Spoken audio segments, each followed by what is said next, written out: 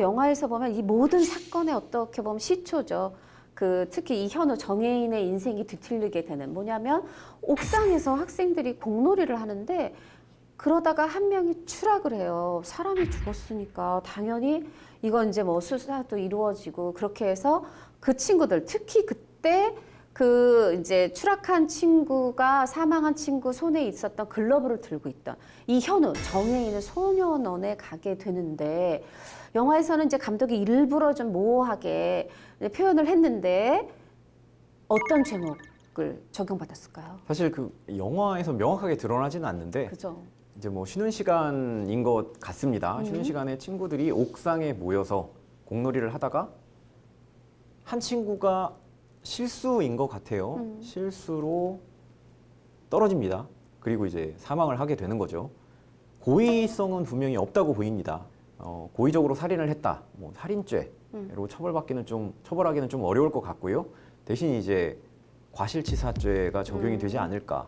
이게 정혜인 같은 경우는 극 중에서 이제 고등학교를 다니고 있는 걸로 나오기 때문에 그쵸. 19세가 되지 않았습니다. 19세가 되지 않았기 때문에 이제 뭐 보호 처분을 받게 됐다고 영화에서 나오는 걸로 봤을 때는 아무래도 과실 부분이 조금 인정이 돼서 그런 식으로 이제 처리가 되지 않았나 그렇게 생각이 됩니다. 그렇죠. 그래서 소년원에 가고 이 법적으로 소년범을 부르는 용어가 많던데 좀 이번 기회에 한번 정리해 주시죠. 예, 연령에 따라서 이제 세 개로 나눌 수가 있는데요. 일단 네.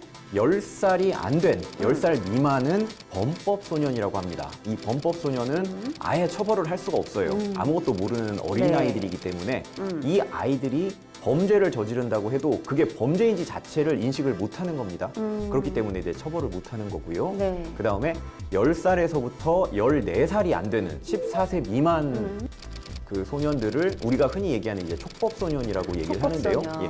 촉법소년인 경우에는 형사 미성년자이기 때문에 실제로 처벌을 할 수는 없습니다. 대신 이제 보호처분을 받게 되는 거고요. 그리고 이제 14세 이상부터 19세 미만까지를 우리는 흔히 범죄소년이라고 하는데요.